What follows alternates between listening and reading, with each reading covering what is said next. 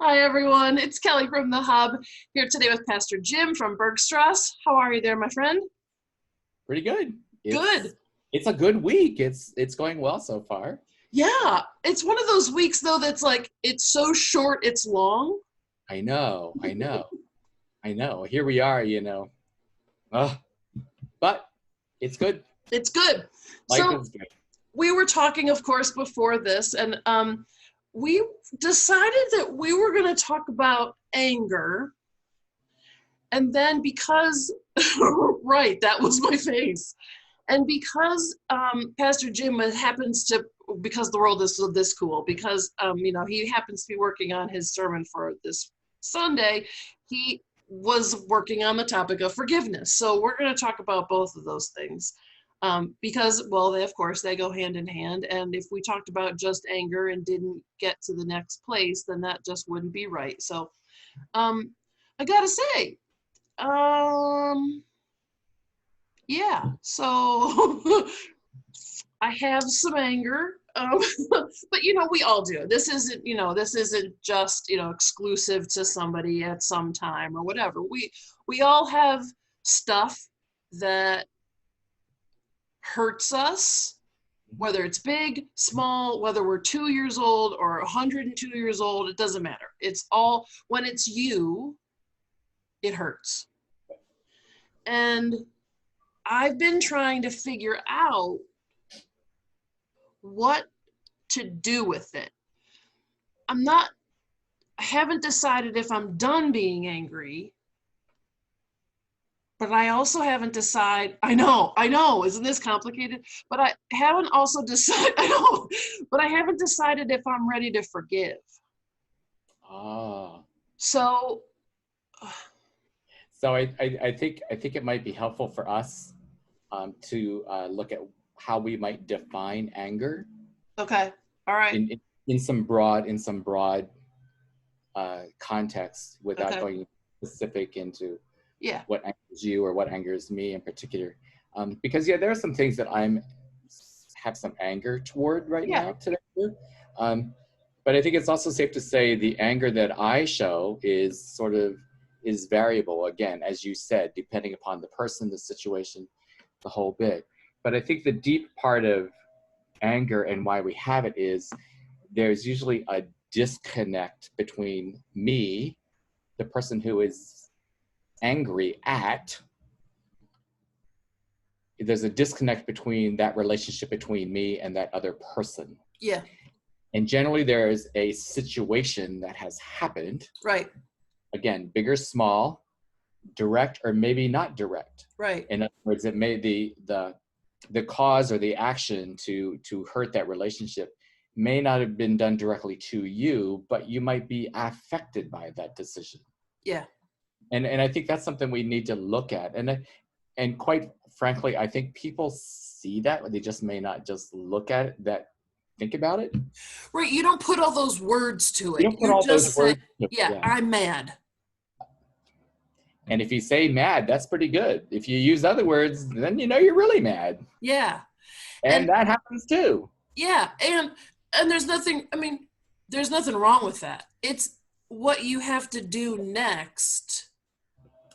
And you can't let that anger take over your life, because if you do, we have all been in that situation when we have stayed too angry too long. Yep. And that's what happens is the anger begins to control your life. Whether you want it to or not, it will. Yeah. When you snap at stuff that you never did before, or whether you just make bad decisions because you're all the time. Or you're talking to someone else, not even affiliated with the issue of the anger, and you snap at them. Yeah. And they ask you what's wrong, and oftentimes we'll make up an excuse and not realize, well, it's really from that deep-seated anger that we're holding. Right. And it's very difficult to let go of that anger. Because how much power does anger make you feel? It makes you feel, there are times where it makes you feel so strong. It Yeah. makes you feel like you're bigger. It makes you feel like you have control. And so when you give that up, then what does that mean? You're some weakling, loser, not in control, all those opposites. And who wants to? That's what we're taught to be. Right. If you get angry and you show it in your face and you throw your fists in the air, well, yeah, that's the best. That's the way to take care of things. Right. It just hurts you and it kills you. Right. It kills your heart. It kills your personality. It kills who you really are. Right, because then you are just that angry person. No one knows you as Jennifer. They know you as angry Jennifer. And no one wants to be, Jennifer doesn't want to be angry Jennifer. Right. Right, so you have to figure out in that moment, or you have to figure out at some point, how do you become Jennifer again? How do you become unangry? Yeah. If that's such a word, we're going to use that today. Yeah. And I think some other things that we need to think about too when we do this is, even when I get to the point where I need to ask for forgiveness to somebody, Kelly, I'm really sorry I hurt you with a conversation or something that we had said. Sometimes that person may not be available for us to even ask that or to say, I'm sorry. It may be somebody who's miles away, or it may be that person has already dissed you, has already said, I'm done with you. And how do you still kind of stand up and say, but I want to reconcile this relationship. And I think that's the important part for being able to say, I'm sorry and ask for forgiveness is there's a deep desire that I want to reconcile this relationship. I want to make it better. I want to maybe not return to what it was, but I want to make it better from this point on. Right. Because face it, the things that have hurt us will never leave us. Right. You just have to be able to see it from another way so that you are no longer hurt by it. Yeah. So that it no longer controls your life. Yeah. So that it no longer takes you down those paths of discontent, dissatisfaction, hurt. Yeah. So what I've learned, and actually somebody kind of taught this to me a few years ago without even teaching it to me, about forgiveness. It was someone who had really angered me and really, some words that are stronger than anger. Yeah. And I just said to this person, I said, I'm really sorry that that I hurt you, and I would just like to regroup this, our relationship or something to that effect. Obviously I'm not giving specifics for personal reasons, but this person responded back to me is, it's okay. I'm just going to have to figure out different ways to work with you or to be in relationship with you. And I didn't realize it. It wasn't an apology that I was expecting. Right. Yeah. But it has reshaped how I handle my anger with people and situations since then. Right. You can. In other words, yeah. Excuse me while I shut the window and pull out the noise. But the gift that it has given me is to realize that I needed to forgive myself first. I needed to forgive myself, for flying off the handle, for saying words that were inappropriate or not helpful, and my own personal desire to rebuild this relationship. Yeah. Right. And just because you want to rebuild it doesn't mean it's going to get rebuilt. And the other person may not be ready to be there. Yeah. I mean, go ahead. But that other person knows that the door is opened. Yeah. And it's really then the ball then goes to their court as to whether they open the door at all or not. to kind of rebuild that relationship. And that's hard because there, that time when you make the decision that you can forgive. So I think sometimes we naively think that that other person's just waiting for us to do it. And then magic will happen, right? I mean, and that's just not true.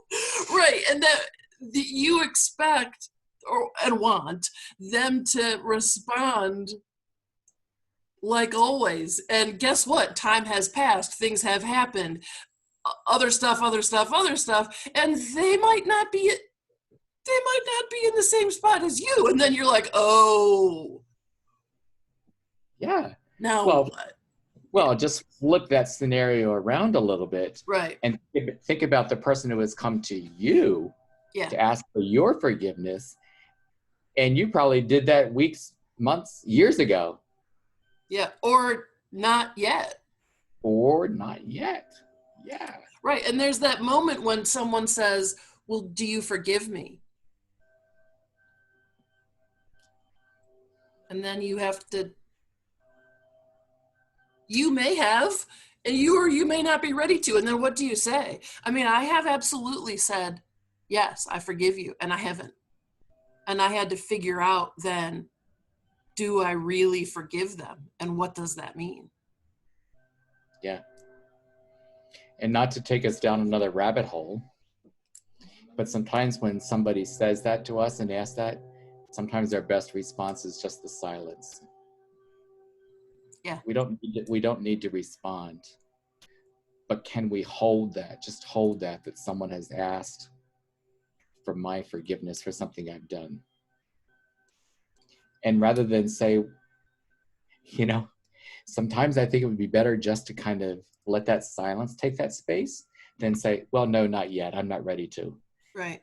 That just stirs the pot all the more and just continues that. How do you know? So it's strange, how do you know sometimes if you're ready to forgive? I mean, I don't know. Have you ever had that kind of, that relationship that with whoever it is, and they just set you off?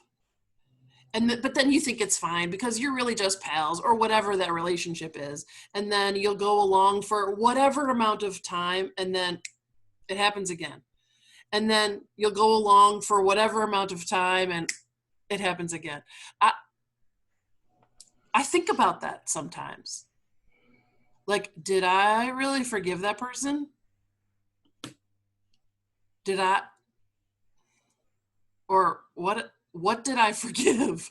What did I forgive them for? Yeah. Or do I need to forgive myself? Bingo.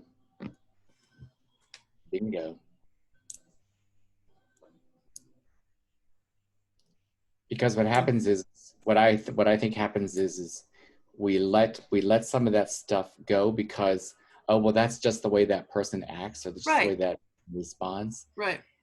But really, the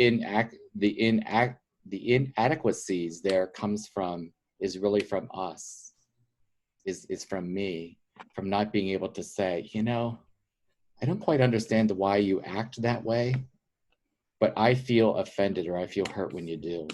And I've seen you do this, and it's being able for me to forgive the times that I've overlooked your behavior because I thought it was funny, or I thought it was just the way it is. I mean, it happens for all of us. It happens to all of us. Yeah. And I know that sometimes I'm guilty of that person of kind of like, saying stuff kind of off the wall. And sometimes that hurts people and they don't say anything. Oh, that's just Jim. Right. I know that, but, hopefully I'm learning to just kind of like be aware of that. Yeah. And to not do it as much or change it up, whatever. Yeah. But the hardest person to forgive is ourselves. Yeah. Because, I'm always right. Well, duh, so am I. Right. And it's easy to beat yourself up so you don't have to, confront somebody else or have to Yeah. work on other stuff, so that you can be like, see, you Oh just, my, yeah. It's so much easier for me to go sit in a corner and pout. right. Right. It's so much And easier for me to disengage. right. Right. It's so much easier for me to just say, fine. Right.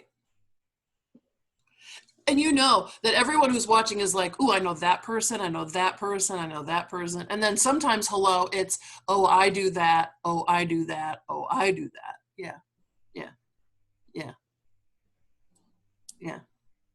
So just the other week ago, I was speaking with someone and who was angry, upset, bothered, frustrated with actually a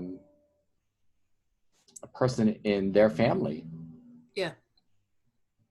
And I know the person was the person who asked me about how they could handle it or whatever. I know they were a little upset with me when I said, a lot of times when we say we're angry with someone else about what they've done, it's because we see ourselves in that person and we don't like it.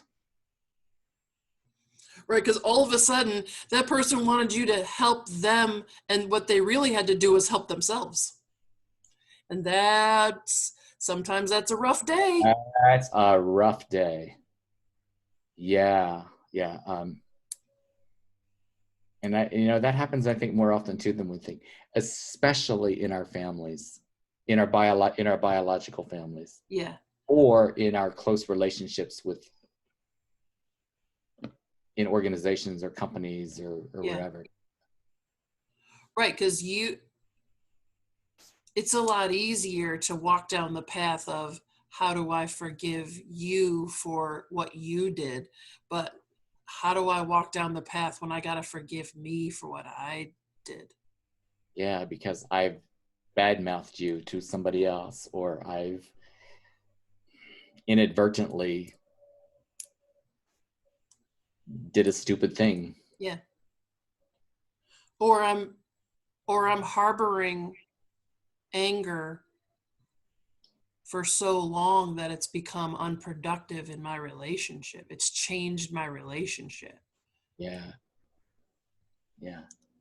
I mean, and ain't no shame. We all got stuff, man. We all got it. It's just that moment when you go, well, I guess I have to, I'll just say, my grandma, she was fantastic at holding that grudge strong for years.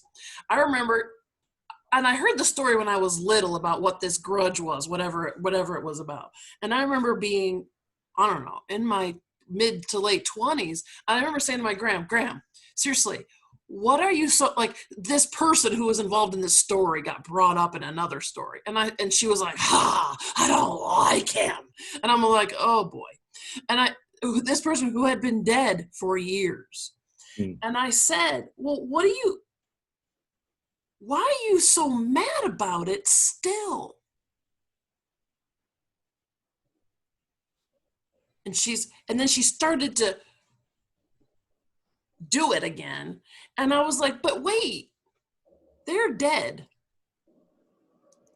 And you're still going strong with the same anger you had. And I said, wait, this was because it was really about something that was so stupid and dumb. I mean, not even it was objectively dumb. And so I said, why? And she had to sit there for a minute, and she go like, she realized it was a part of her.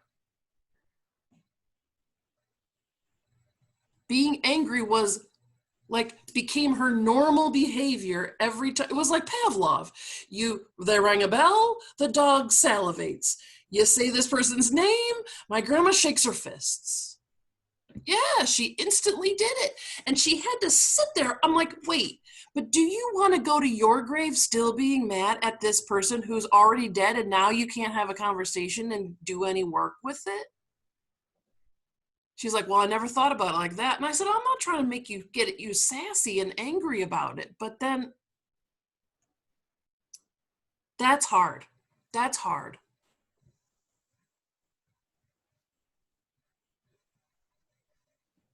It is. It Because is. you have to change your behavior.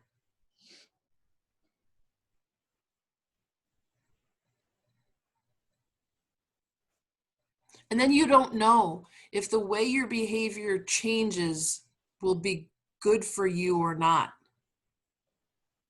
Because you're so used to the old behavior that behavior has become part of you. And another word that happens when we do that, we need to make ourselves vulnerable. Yeah. To be vulnerable means that I accept that I'm willing to try something different in my response to XYZ situation. Yeah. It's really unfortunate that your grandmother had to take that with her to the grave. Yeah. And yeah. I mean, and I think a lot of families have something like that. And it's sort of a family joke, but in the same time, it's a family sadness. Because, even now, when we talk about that person and they come up in an old story, I'm like, oh, what would Granny say? Well, and Shaking her when you fist. talk about Granny, that's going to come up. Right. That's how you remember her. Yeah. How you remember that. Yeah, and I think that, so she has helped teach me that I don't want to do that too, which is all fine and dandy to say when you're sitting around, but when you get caught in that moment, you're like, oh, wait, whoa, I'm being just like my grandma right now, and I'm not sure that's a good thing. Yeah. So we have to forgive. And to paraphrase the scripture text that we're using this week, it again comes from the book of Matthew. And Peter asked Jesus, how many times am I supposed to forgive? Is it 7 times? Is it 70 times 70? And what Jesus says is, you always forgive, no matter how many times. It's not something that you need to count. It's something you need to do. Because how many times does God forgive you? Right, if it was only 7, whew. God forgives us and our behaviors that we do infinite number of times. And sometimes God speaks to us, and sometimes God doesn't. Yeah. But God will always meet us in our anger to forgive us. Yeah.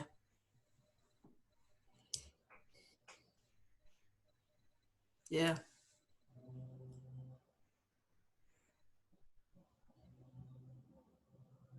I think that's a perfect spot right there. I think so. Yeah. Just Thanks, let the everybody. Spirit's work. Yeah. I'll be working on my forgiveness. So. And me too. And as you know, I've said this before, you need to talk individual, person to person, one-on-one. Reach out to Kelly or I. Yeah. And we will help you. We will let you walk in that anger and that forgiveness together. Absolutely. Yeah. Absolutely. Yeah. Cool. Cheers, everybody. Have a good time. Cheers. See Have you. a good week.